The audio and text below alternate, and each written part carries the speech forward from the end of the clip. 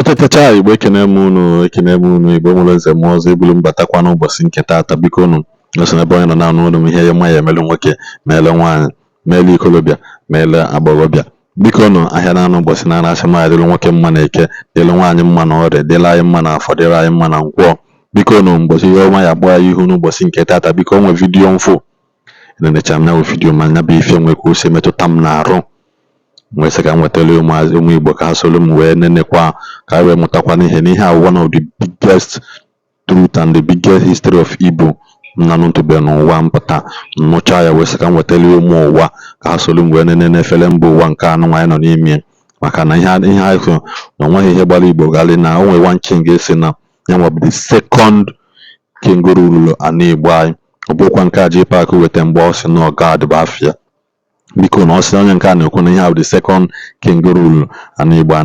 ebe na mgbọsị enili ya na after 21 days ọjị osisi ọjị wee too ebe enili ya after another 21 days osisi ọzọ tokwa ebe ọzọ after another 21 days osisi ọzọ tokwa ọzọ na this thing happened way back as far back as 3000 years ago ihe a before Christ ka a na-akọwa so mana ọ bụ na o si na dị Igbo ndị ọma ndị eme ọnụ biko unu soro unu na-enekene nya video ka unu know another history that will shock you concerning the Igbo tribe and the Igbo kings. Biko unu inecha video anụnwa biko share the video, subscribe on this channel maka more videos are coming like this. Biko unu nwekwa ozi ọzọ ịchọrọ izi ya biko unu o nwere ka ihe esi kpọtụla anyị mee ka ihe esi reach anyị ka e nwere ozi nwere izi anyị mana nwekwa nọ n'obu na osi na dị itinye your comment na the comment section. Igbo nwere nze m ọzọ Solonum nene this video.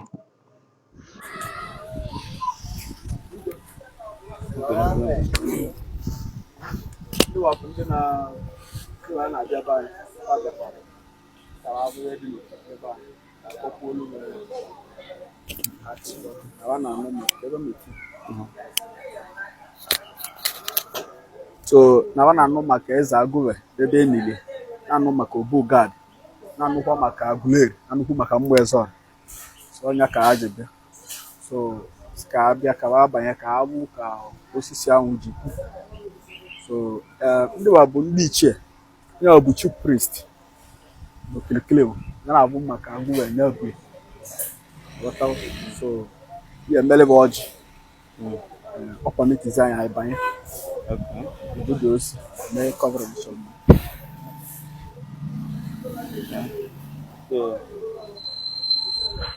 o mere ụlọ ọjị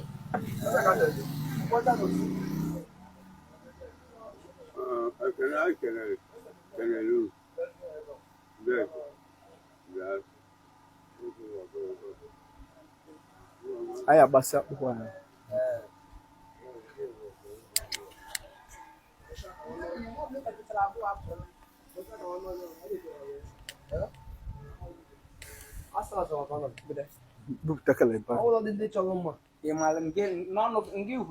Aba m bụ Prince Ejike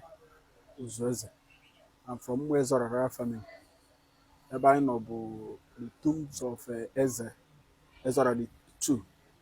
His Majesty Isiagu. Ebe a ka enili. So Eze reigned before Christ, the 3000 years. Okay. Ọ dị mma rinne. So ụmụnne m na-afụgo ebe anyị nọ na Aguleri, the kingdom dị na Enugu, Anambra State. You can still come here to verify and see for yourself.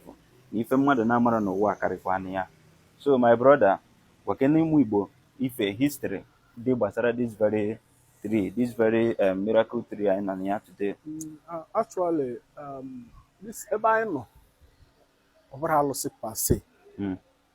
Mana ọ bụ onye bụ eze chili na ngulu a ka eniri n'ibe. So enichele eze a mee 21 days osisi akwuo, another 21 days nke akwuo, another 21 days nke dị n'ebe akwuo. So nke a branch ya rupụrụ ebe a ụmụnne anyị ndị Igbo ebe a gbujie ya si na ọ na-anọchilive ezi 7 days the man nwụọ, 7 days osi ahụ nwụọ nke akwuchie na ebe na nke dị younger. Ọ dị younger. So mgbe gboo bụ ibe niile ọbara alụsị bụ ụka na-ekere ọbịa ihe ọbụla dị ile bụ alụsị ka ọ bụ. So the man bụ eze agụve bili ndị ọbụma enye ibe anwa emebe na ndụ ya na onye bịa sekpula na ibe ọyọ ibe ama emeli so taa na-enwe na ndị be anyị jizi emekwele alụsị o nwere chief priest na-abụ maka ya ohe ndị na-abụ abịa sekpula na ebe a kpe ekpele ekpesịa naba ebe aba kpele mee ebe bụ onye wakpụlụ ewu kpụrụ bịa a na-ajụ ọsị na ya bịa bụ ebe ekpe ekpele nwe ndị ya bụ abịa confront the chief priest na onwe okpelibe ịghọtawo so ọ bụ onye bụ eze ka eliri n'ebe a ịghọtawo so ọ bụ na mgbe ụka abịala na sent ka ọ bụ ebe ọ bụ this eze reign before Christ ibe osi ya dị bụ 3,000 years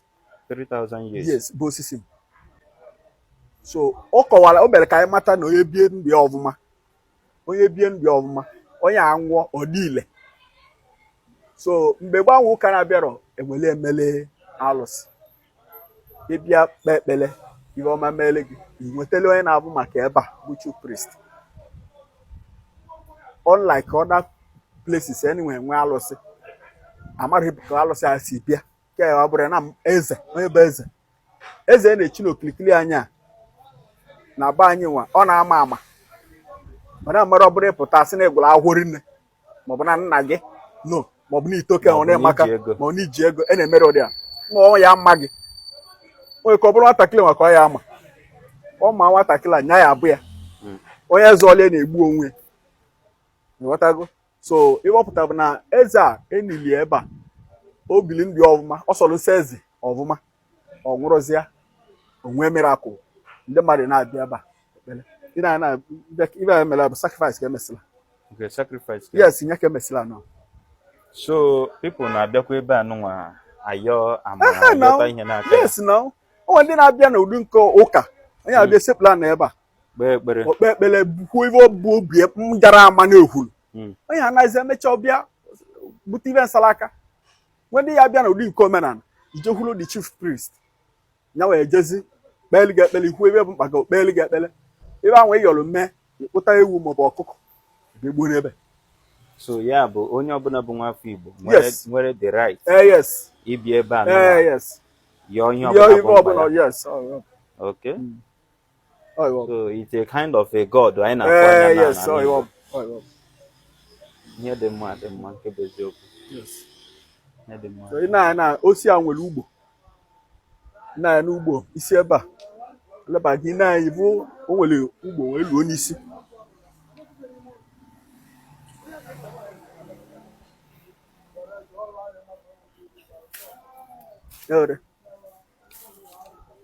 ebe anyị na-anya ịbanye n'anya n'ihe o nwere ugbo wee luo n'isi ya ị na-akọwa na oghe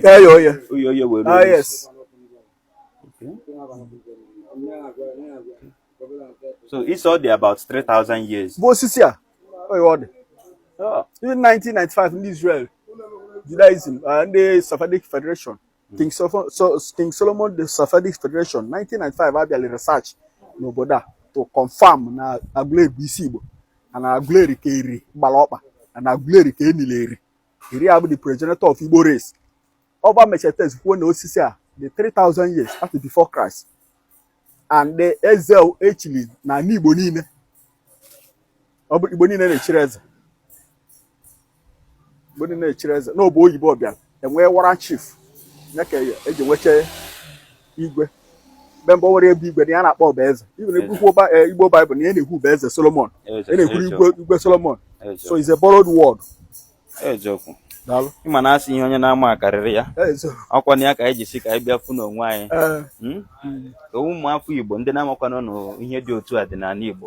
ụkwana ya bụ ife wee marụ na enwe ebe anyị bụ Igbo si enwe ebe anyị si wee bido na ya adara n'elu na-agbakwa onye ọbụla na-ekiri this very video ka ọ gbakwa mbọ fụ na ọ share ya ka ndị na-enwere idea nwekwa idea na ihe dị otu a dị n'ala Igbo and onye ọbụla dị entitled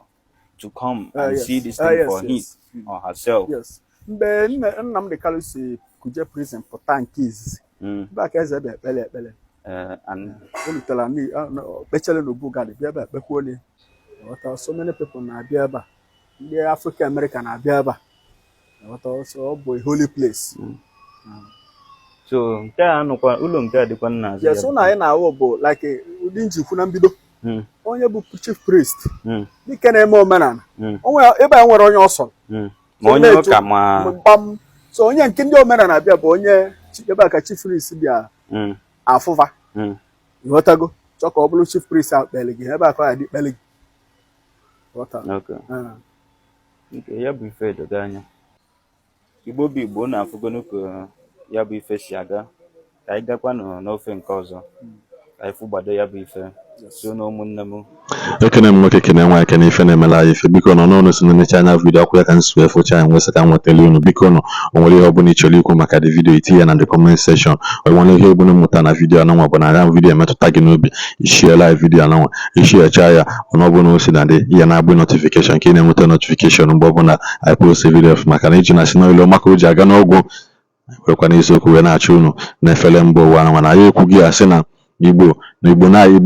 anyị adị mma iPhone nke ọma anyị ewetala na mmadụ niile will never be on the same page at the same time maka ọnwa ndị na-asị na ọnwa ihe na-epost na-emetụta ha nwe nke na ya emetụta ha biko ọnụ ka ọ na-asị emetụta gị ka o si emetụta onye ọzọ ofu Chineke mana ọ bụrụ ofu Chukwu ka anyị na-efe Igbo mụrụ nze mmụọ ọzọ ka anyị nwere mgbe ọzọ biko